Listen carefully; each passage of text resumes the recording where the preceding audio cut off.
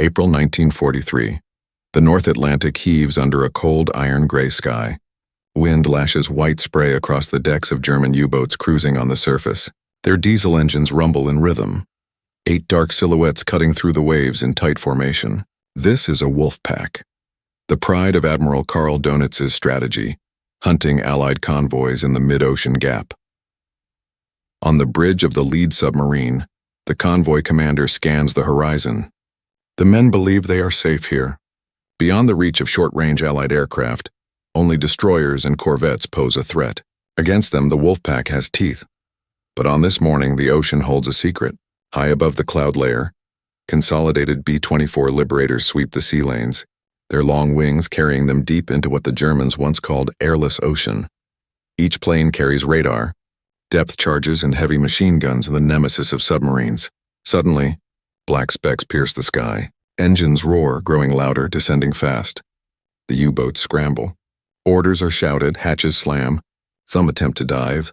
Others swing their anti-aircraft guns skyward. But the aircraft are already upon them.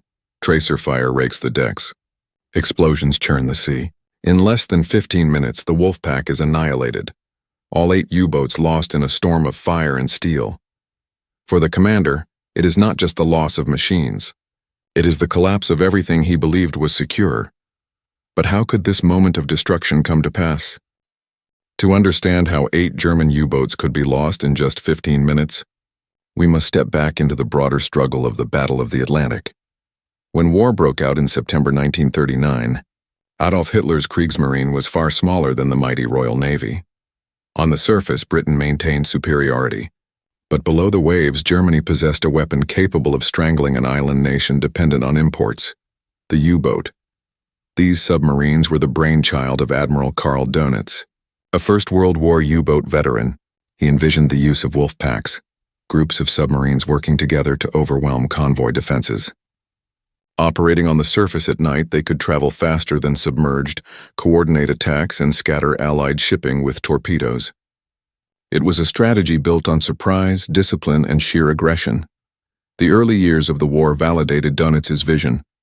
In what German submariners called the first happy time of 1940-41, convoys burned across the Atlantic as U-boats prowled unopposed.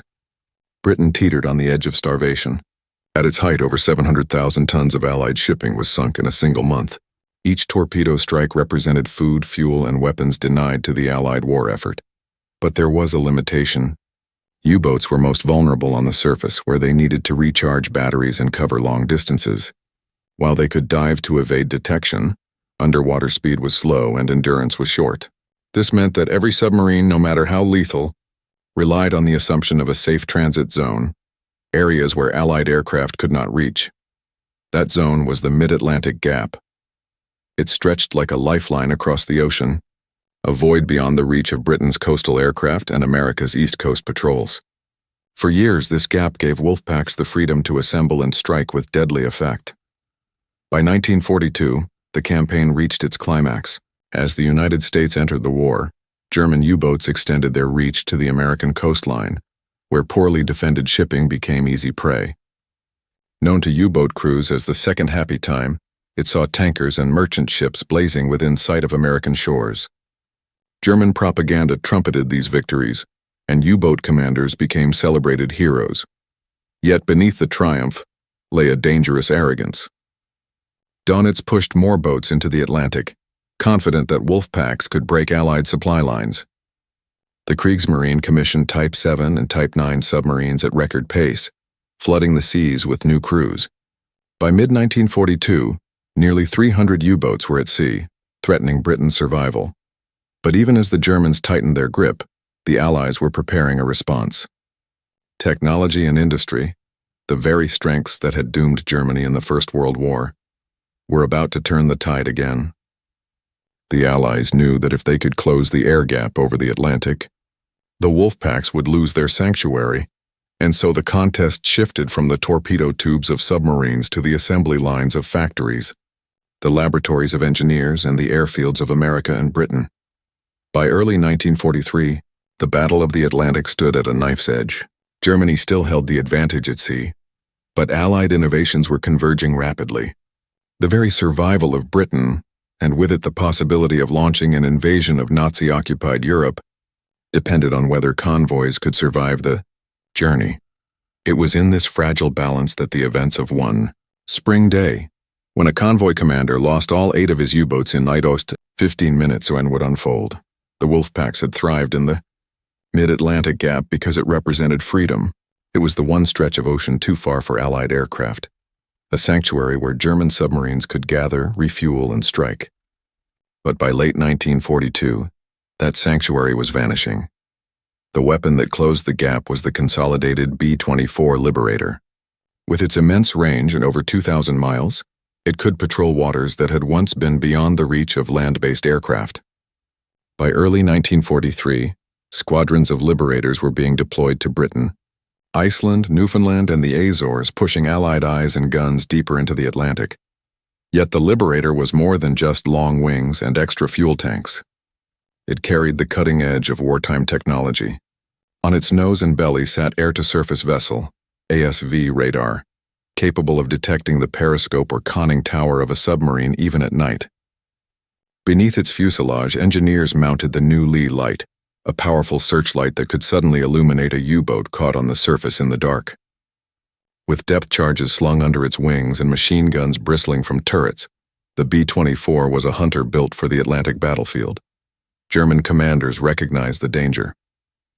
But the U-boats had few effective defenses. The snorkel, which allowed submarines to run diesels while submerged, was still experimental and years from widespread use.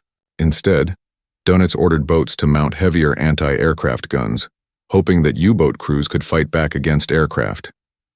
Some captains even believed they could deter planes with concentrated flak fire. In practice, however, the tactic was suicidal.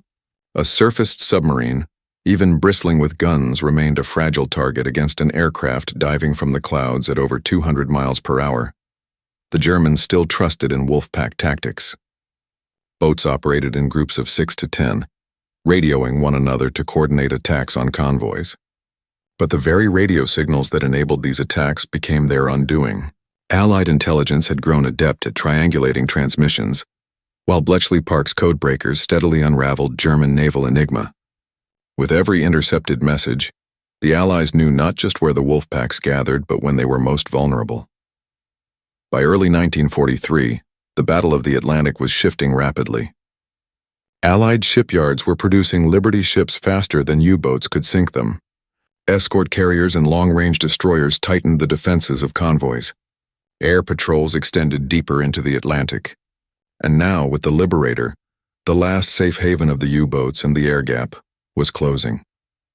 It was in this context that a German convoy commander, leading 8 U-boats in the spring of 1943, prepared for what he believed would be another successful hunt. His men had trained hard, their morale bolstered by years of victories. They still imagined the Atlantic as their battlefield, where the hunter stalked helpless prey. What they could not know was that the prey was no longer defenseless. Overhead, patrolling Liberators scoured the skies with radar sweeping through the mist. What followed would not be a contest of hunter and hunted. It would be a demonstration of just how quickly the balance of power could shift when technology, intelligence, and opportunity converged. And it would be over in less time than it takes for a ship to cross the horizon. But how could this moment of destruction come to pass? The human angle, the convoy commander. The German commander leading the 8 U-boats in the spring of 1943 carried a weight far greater than the steel hulls of his submarines. He was not simply directing machines. He was responsible for nearly 400 men, each one trusting him with their lives in an unforgiving ocean. For commanders in the Kriegsmarine, the Battle of the Atlantic was a paradox. On the one hand, U-boat captains were celebrated in Germany, their portraits on propaganda posters, their names spoken with reverence by civilians who believed they were bringing Britain to its knees. On the other hand, each commander knew how precarious survival truly was. By 1943, losses were mounting. Every patrol carried a shadow of dread. The convoy commander's duty was to coordinate his wolfpack, to place his boats in ambush positions, to issue orders for synchronized night attacks, to adjust when Allied escorts turned aggressive. He relied on radio transmissions to guide his force, but each signal risked betrayal to Allied direction finding. His command was not fought in the smoke of a bridge, but in the silent airwaves that connected 8 submarines, spread across miles of Atlantic water. Every choice was a gamble. To surface at night for speed was to risk radar detection. To remain submerged during daylight was to crawl slowly, blind and vulnerable. The commander's job was to calculate risk hour by hour, wave by wave. The men trusted in his experience, his composure. Yet in April 1943, his confidence, built on years of wolfpack successes, would collide with the brutal new reality of Allied air power. When the Liberators descended, he had minutes to decide, dive and scatter or stand and fight. In those 15 minutes, every decision unraveled. His wolfpack, his men, his pride, all vanished beneath the waves. The tactical angle, the wolfpack doctrine. The wolfpack was the most feared tactic of the U-boat war. Conceived by Admiral Donitz, it transformed submarines from lone hunters into coordinated predators.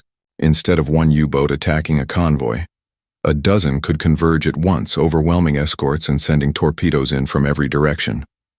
In theory, the doctrine was flawless. Submarines, operating on the surface at night, were nearly invisible. Their diesel engines gave them higher speed than when submerged. From the bridge, crews could spot the dim shapes of merchant ships silhouetted against the horizon. Once contact was made, the first U-boat would shadow the convoy, reporting its position by radio. Within hours, others would close in. When the attack was launched, chaos followed. Torpedoes slashed into tankers and freighters. Escorts charged into the dark, dropping depth charges blindly, unable to chase every contact at once. The convoy scattered, its cohesion broken, its protection thinned. For the wolfpack, it was the perfect moment to strike again. But wolfpack tactics depended on 3 assumptions: that the U-boats could remain on the surface to maneuver, that their radio signals remained hidden, and that the Atlantic air gap remained secure. By 1943, none of these assumptions held true. Radar robbed them of invisibility. Allied direction finding betrayed their radio calls, and the Liberator closed the air gap forever. The German commander leading 8 submarines believed he was operating under the old rules of the Atlantic battlefield. What he faced instead was a transformed war, one where the very tactic that had given him strength now exposed his entire force to destruction. The technological angle. The Liberator's reach. The consolidated B-24 Liberator was not a beautiful aircraft. Its fuselage was boxy, its lines ungainly compared to the elegant Spitfire or Mustang. But beauty was never its purpose. The Liberator was a machine of endurance, range, and firepower, precisely the qualities needed to close the Atlantic gap. With 4 powerful Pratt & Whitney engines, the B-24 could patrol over 2,000 miles, carrying 10.50 caliber Browning machine guns in nose, tail, and side turrets. More importantly, it could deliver up to 5,000 pounds of bombs or depth charges directly onto the thin hull of a submarine. What made it revolutionary, however, was its radar. Air-to-surface vessel radar gave aircrews eyes that pierced the night and the fog. No longer could U-boats surface under cover of darkness to recharge batteries and speed across the ocean. Even in the dead of night, the radar operator could detect the faint trace of a periscope, guiding the Liberator in silently until the lee light blazed to life, trapping the U-boat in its white glare. For German submariners, the effect was terrifying. Aircraft appeared from nowhere, dropping out of clouds or darkness, strafing decks and scattering men into the sea. What once was a sanctuary became a killing ground. In the spring of 1943, the Liberator's reach was absolute. When 8 U-boats surfaced together, they presented not a threat but a target. Against the speed and firepower of the B-24, no submarine could dive fast enough. Within minutes, entire wolf packs could be destroyed before they fired a single torpedo, and it was exactly this reality that the convoy commander confronted when the roar of engines broke the Atlantic sky. The enemy angle. The Allied air crews for the Liberator crews. The Battle of the Atlantic was fought not in the depths of the ocean, but in the vast emptiness of the skies. Their mission was simple in concept yet brutal in execution. Find the U-boats, destroy them, and protect the convoys. A single patrol could last 12 to 14 hours. Crews sat in the freezing cold of high altitude, their ears ringing with the constant drone of 4 engines, their eyes straining against the endless horizon of gray water. Fatigue was relentless. The monotony of hours without contact could be broken in an instant by a blip on the radar screen. a signal that meant a U-boat had been found. Training had drilled into them the steps of attack. Once a contact was made, the aircraft descended rapidly, engines roaring, bomb bays opening. Gunners prepared to sweep the decks while the bombardier armed depth charges. At low altitude, every maneuver carried risk. A slight miscalculation could send the heavy bomber plunging into the sea. The men knew what was at stake. Each U-boat destroyed meant hundreds of lives saved aboard Allied merchant ships. Each patrol was a race against time, fuel, and the ocean itself. And unlike the U-boat crews, who had the illusion of invisibility in the dark Atlantic, the airmen flew in constant visibility, exposed to flak and enemy fire.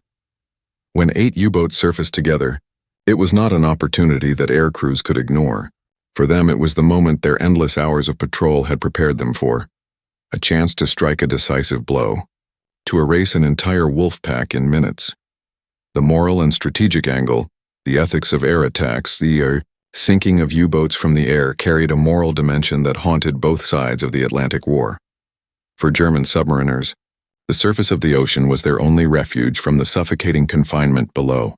To be attacked there, strafed by machine guns as they scrambled to man their flak cannons or leapt into the sea, felt to many like execution rather than combat. Survivors often described the horror of tracer rounds cutting across the decks, of men cut down before they could even abandon ship. Allied airmen, however, saw the fight differently.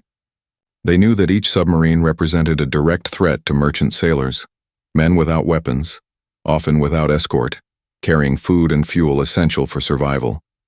U-boats sank not warships but civilian lifelines.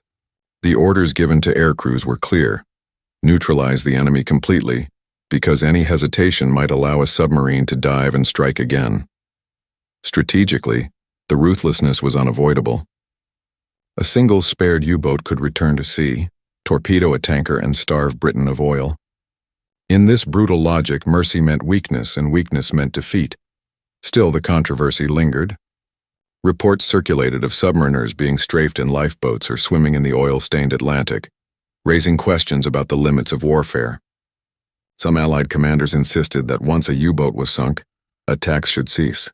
Others, hardened by years of convoys ablaze, felt no such restraint. For the convoy commander, who watched all 8 of his submarines destroyed in minutes, there was no room for ethical debate.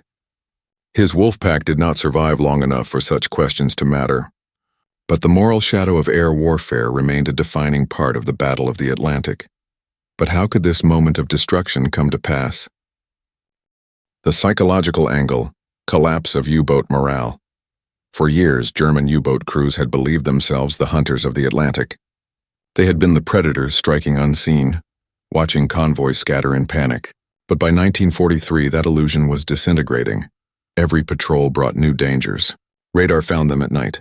Escort carriers brought aircraft into waters once safe. Depth charges reigned more accurately than ever before. And now even the air gap was gone. The psychological effect on crews was devastating. Letters home, censored though they were, revealed growing despair. Men spoke of patrols where death seemed inevitable, of comrades who never returned, of the suffocating realization that survival was no longer in their hands. Reports noted that by late 1943, the average life expectancy of a U-boat crewman was barely a few months. For commanders, the pressure was unbearable. To lead a wolfpack was no longer a chance for victory, but a march into disaster. The spring 1943 strike that annihilated 8 U-boats in minutes became a symbol of that despair. The ocean that had once been their hunting ground now felt like a trap, with the sky itself closing in. Morale collapsed not in a single moment, but through accumulation of fear, of fatigue, of watching friends vanish beneath the waves. The psychological defeat was as decisive as the material one. Men who once sailed with confidence now stepped aboard knowing they might never return. The loss of 8 U-boats in 15 minutes was not just a tactical defeat. It was a shattering psychological blow, proving that the hunters had become the hunted, and that the U-boat arm was no longer invincible. The morning of April 1943 began with gray skies and rolling Atlantic swells. The 8 U-boats, spread in loose formation, were operating on the surface. Their diesels roared steadily, drawing in the cold sea air, replenishing batteries drained from hours spent submerged. For the convoy commander, it was routine. the necessary rhythm of the wolfpack's existence. Then came the faint vibration in the air. At first, the men on deck mistook it for the echo of their own engines across the waves. But within seconds, the sound deepened, multiplied, and rolled into a thunderous growl. Eyes turned skyward. Out of the low cloud banks, dark shapes emerged. Consolidated B-24 Liberators, wings spanning over 100 feet, descending in attack formation. The ocean, which moments earlier had seemed vast and empty, suddenly erupted with danger. Flugzeuge. Flugzeuge. Lookouts screamed as alarms blared across the U-boats. Orders were shouted down the hatches. Crews scrambled. Some captains ordered immediate crash dives, but the process was agonizingly slow. Men poured below deck, ballast tanks opened, the heavy hulls beginning their descent. Yet the Liberators were already swooping low. The first strafing runs tore into the decks. Twin 50 caliber machine guns thundered, stitching lines of fire across steel and flesh alike. Anti-aircraft gunners rushed to their mounts, swinging weapons skyward, but their arcs were limited. The B-24s came in fast and low, their gunners relentless. Depth charges tumbled from bomb bays, splashing into the sea with hollow echoes before detonating beneath the waves. The Atlantic convulsed with towering plumes of water, the shock waves hammering steel hulls. One submarine, caught half submerged, was lifted violently by the blasts before rolling onto its side. Men were thrown across decks, some cast into the sea, swallowed instantly by the churning waters. The commander watched in disbelief. Years of wolfpack dominance unraveled before his eyes in seconds. He barked orders into the radio, desperate to organize a defense, but static and chaos drowned him out. Each U-boat was now fighting for its own survival. Another Liberator swept across the formation, releasing a stick of depth charges with precision. A second submarine shuddered, its hull splitting open, oil gushing upward in a black stain that spread across the water. Flames soon followed as fuel ignited, casting an eerie orange glow against the morning haze. The sky was filled with the roar of engines, the scream of bullets, and the thunder of explosions. The ocean boiled with destruction. Some submarines never made it under. Their conning towers were shredded by gunfire before the hulls could slip beneath the surface. Others tried to dive, but too shallow, too slow. The depth charges found them as they descended. The air was filled with the desperate shouts of men, cut short as waves consumed them. One U-boat surfaced again briefly, crippled, its crew spilling out in a frenzy of panic. They leapt into the sea just as another strafing run raked across the deck. The aircraft did not hesitate. In the brutal arithmetic of the Atlantic, hesitation meant risk, and risk was death. Within minutes, the wolfpack was gone. 8 submarines, the pride of the German Navy, the hunters of countless convoys, lay broken on the seafloor or scattered in pieces across the waves. Oil slicks spread in great black sheets. Debris bobbed among the wreckage. And men, those who had survived the explosions, clung to rafts or floated helplessly. Tiny figures in a vast and merciless ocean. The convoy commander had lost everything. His wolfpack, once an instrument of terror, was erased in less time than it took to mount a coordinated attack. He had underestimated the reach of Allied air power. He had trusted in tactics that no longer worked. And now the price was paid not in strategy or doctrine, but in the lives of hundreds of men. Above, the Liberators circled once, confirming the kill. Their radios crackled with coded reports to command. Below, the Atlantic was silent again, save for the groan of burning oil and the cries of survivors drifting in the wreckage. In 15 minutes, the hunters had become prey. The attack was over almost as soon as it began, but the memory of it would stretch across the lifetimes of those who survived. For the Allied crews and their Liberators, the 15-minute strike represented efficiency, precision, and victory. For the Germans who endured it, it was chaos, terror, and helplessness compressed into a single quarter of an hour. Eyewitness reports from Allied airmen captured the scene vividly. Gunners recalled the silhouettes of U-boats outlined against the gray Atlantic, their conning towers stark targets as machine gun fire swept across them. Some planes came in so low that sea spray lashed against their fuselages. Pilots felt the buffeting of their own depth, charge blasts beneath them as they pulled away. One Liberator crewman wrote later that he had never seen so many submarines caught together on the surface, like a flock of birds frozen in flight. Each turn of the bomber's engines, each pass of its guns, seemed to seal the fate of another submarine below. From the German perspective, the ordeal was apocalyptic. Men diving into the sea were blinded by oil and salt water, their lungs burning as they struggled to breathe. The thunder of explosions, and so, with the human weight, the tactical miscalculation, the technological edge, the enemy's relentless skill, the moral questions, and the psychological collapse in view, we arrive at the moment itself, the climax, when the wolfpack met its sudden destruction. But how could this moment of destruction come to pass? Left ears ringing, disorienting them as they tried to find which way led to the surface. Inside the submarines, chaos was worse. Lights flickered, bulkheads buckled, water poured in. Some compartments filled so quickly that men had no chance to escape, trapped as the pressure crushed steel around them. The convoy commander, standing on the bridge of his own U-boat, could see the destruction stretching across miles of ocean. He had led his men into what was meant to be a coordinated hunt, a demonstration of wolfpack dominance. Instead, he witnessed the annihilation of his entire force. His attempts to transmit orders were met only with silence. Radios went dead one after another as his boat slipped beneath the waves. In later German naval records, the incident was described with clinical detachment, loss of 8 boats in engagement with enemy aircraft. But for those who lived through it, the reality was seared into memory. Survivors clung to debris, watching as their comrades floated lifeless beside them. The Atlantic, once their ally in stealth and concealment, now seemed a pitiless executioner. For the Allied crews, the aftermath was a mixture of exhilaration and exhaustion. They had achieved in minutes what escorts sometimes failed to do in weeks of convoy defense. To destroy not just one submarine, but an entire wolfpack, was beyond even their expectations. Yet as they circled the wreckage, some airmen could not help but feel the weight of what they had done. Among the burning oil slicks and shattered steel were men, sailors no different from themselves, now reduced to struggling shapes in the sea. The orders were clear. Liberators had to return to base, fuel nearly spent after long patrols.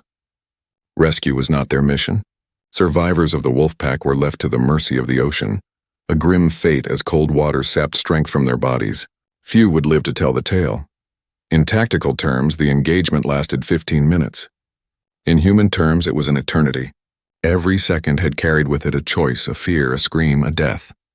For the Germans, it marked the collapse of their invulnerability.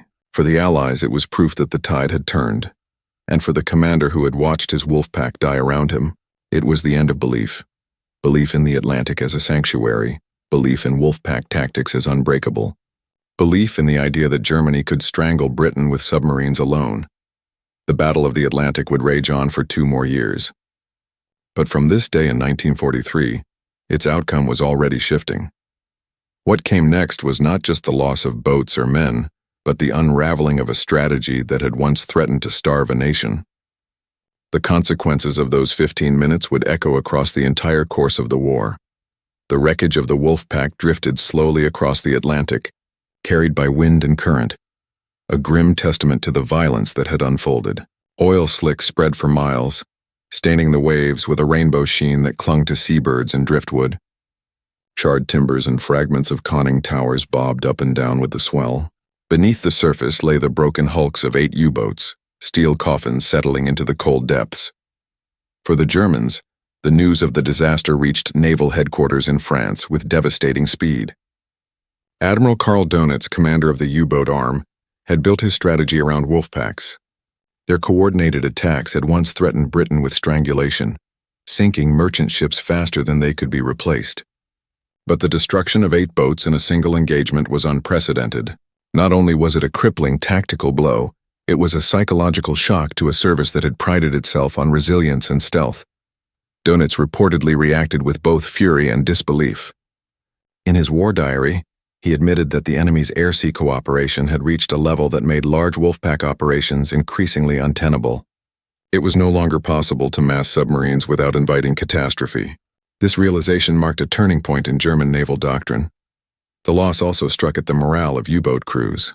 Sailors had long accepted the dangers of the Atlantic, but wolfpacks had given them a sense of collective strength. To see an entire group wiped out in minutes destroyed that confidence.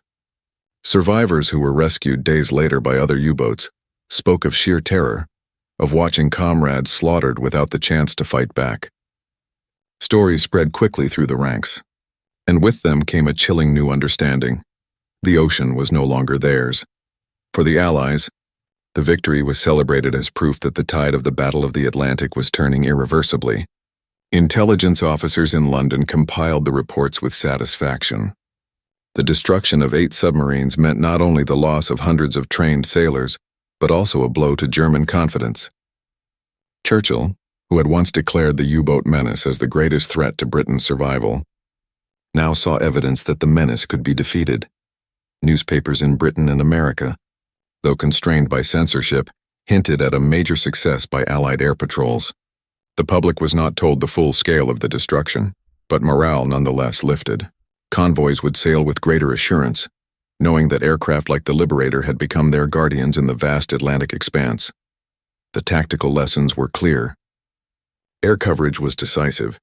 Where convoys once dreaded the approach of wolfpacks, now the hunters had become the hunted. Long-range aircraft equipped with radar, lee lights, and heavy ordnance had transformed the Atlantic into a battlefield where submarines could no longer surface freely. Yet the victory also carried a darker shadow. Few of the U-boat crews survived. Men left floating in the ocean had little chance of rescue, and many succumbed to exposure or drowning. Some Allied airmen, watching the figures below, expressed unease at leaving them to die, but operational priorities were merciless. Every gallon of fuel counted, every minute mattered, and rescue was not their mission. It was a harsh reality of the war at sea. In just 15 minutes, the wolfpack had ceased to exist. Its commander, once entrusted with striking terror into Allied convoys, had instead presided over one of the greatest disasters in U-boat history. His career, like the wolfpack doctrine itself, would never recover from the blow. The Atlantic, once considered Germany's hunting ground, had turned against them. The question was no longer whether the U-boat war could be sustained, but how long Germany could endure the mounting losses. The destruction of 8 submarines in a single encounter did more than shift numbers on a chart. It altered the balance of belief. Belief in German dominance at sea, belief in Allied vulnerability, and belief in the future of the war itself. The true scale of the consequences would unfold in the weeks and months to come. The sinking of 8 U-boats in just 15 minutes was not merely a tactical victory. It was a strategic rupture, one that rippled through the entire fabric of the war at sea. In the immediate weeks that followed, the loss forced the German Navy to reassess its entire Atlantic strategy. Dönitz, who had once championed massed wolfpack attacks, now recognized that Allied air patrols could detect and annihilate such gatherings before they ever reached convoys. The concentration of boats, once a strength, had become a vulnerability. From this point forward, German commanders began dispersing their submarines more widely, attempting to operate with smaller scattered groups. But the damage had already been done. The Allied advantage in radar, aircraft range, and coordination could not be undone by tactical adjustments alone. The wolfpack as a dominant idea was effectively dead. The industrial consequences were also severe. Each lost U-boat represented years of investment, skilled crews, advanced machinery, scarce resources. Replacing 8 boats and their crews was not a matter of months but years, and by 1943, Germany no longer had the time. Allied shipyards, meanwhile, were launching Liberty ships and destroyer escorts at an unstoppable pace. The arithmetic of the Atlantic was turning decisively against the Reich. For the Allies, the victory reinforced a growing sense of inevitability. Convoy commanders could see that air patrols were finally closing the mid-Atlantic gap, the deadly zone beyond the reach of land-based aircraft. With the arrival of long-range Liberators, the ocean that had once been a graveyard for merchant shipping was now becoming safer by the day. Merchant captains reported higher morale. Sailors who had once dreaded the shadow of a periscope now knew that U-boats were vulnerable. The very presence of Liberators above gave them confidence that the hunters could be hunted. Insurance rates for merchant shipping even began to reflect the changing tide, a quiet but telling economic indicator of shifting fortunes. In Germany, however, the disaster deepened a growing sense of doom among U-boat crews. Letters from sailors revealed mounting fatalism. "The sea is no longer ours," one survivor wrote home. Another admitted, "We are only waiting for our turn." Attrition was grinding them down. Faster than replacements could be trained. By late 1943, the average survival expectancy of a U-boat crewman was measured in weeks. Propaganda tried to conceal the loss, but word spread through the naval bases at Lorient, Saint-Nazaire, and Brest. Families noticed sudden silences in correspondence. Training depots received fewer graduates. The aura of invincibility that had once surrounded the U-boat service, the gray wolves of the Atlantic, was shattered. For the Allied High Command, this shift carried profound implications. It meant not only safer shipping lanes but also the security needed for larger strategic operations. Supplies flowed more freely across the Atlantic, building the stockpiles that would later sustain the invasions of Italy and Normandy. Every ton of food, fuel, and ammunition that reached Britain intact was a direct consequence of victories like this one. The destruction of 8 submarines in a single action also sent a message to neutral nations. The Allies controlled the seas. Germany's bid to strangle Britain had failed. Diplomatically, it reinforced American and British credibility, demonstrating to allies and occupied peoples that the war was turning. But perhaps the most enduring aftermath lay in the psychology of the war. The wolfpack commander had seen his entire force destroyed before his eyes. Survivors of that day carried the trauma for life. For the Germans, it was the moment when hope in the Atlantic campaign began to die. For the Allies, it was the moment when confidence in ultimate victory at sea became unshakable. The Atlantic had always been a battle of endurance. Shipbuilding capacity against submarine losses. Merchant morale against naval terror. After those 15 minutes, endurance tilted decisively in the Allies' favor. The German Navy would continue to fight, launching new submarines, developing advanced designs like the Type WWII. But the golden age of the U-boat was gone. No matter how many new weapons they built, the memory of that wolfpack's annihilation lingered as a warning. The Atlantic was no longer a battlefield of equals. From then on, it was a war of attrition that Germany could not win. The destruction of 8 U-boats in just 15 minutes was more than a battle report. It was a symbol, the end of an era in naval warfare. For 3 years, the U-boat had reigned supreme in the Atlantic. Its stealth, its endurance, and its pack tactics had nearly brought Britain to starvation. Wolfpacks had turned the sea into a hunting ground, their commanders celebrated as predators of the deep. But in that brief quarter of an hour, the illusion of invincibility shattered. Technology and coordination had caught up with them. The Allies had learned, adapted, and surpassed. The long-range Liberator was not just an aircraft. It was a turning point in the war at sea. With radar, depth charges, and endurance, it became the weapon that closed the last safe refuge for the submarines. The hunters became prey. The human cost of that transformation was immense. Hundreds of German sailors vanished beneath the waves, their lives swallowed by the Atlantic. Few names would be remembered outside their families. For them, the ocean that had once promised glory became a grave. On the Allied side, air crews returned home to applause, yet many carried with them the quiet memory of men left drowning in the water below. Victory at sea was never clean. In the larger story of the Second World War, those 15 minutes stand as a microcosm of the conflict itself. Bold strategies that had once threatened to change history, like the Wolfpack, were undone by relentless adaptation, industrial might, and the will to endure. Germany could innovate, but it could not outproduce or outlast its enemies. The Battle of the Atlantic was not decided in a single strike, but moments like this marked the irreversible shift. By 1943, Allied convoys would grow safer, supplies would flow stronger, and the bridge across the ocean would hold. That bridge would feed armies, fuel invasions, and sustain the final push into Europe. The Wolfpack commander who watched his boats vanish into the sea may never have known it. But the collapse of his formation was part of something far larger, the unraveling of Germany's hope for victory. The Atlantic, once Germany's greatest weapon, became instead the foundation of Allied strength. And from its stormy waters rose the certainty that the war could and would be won.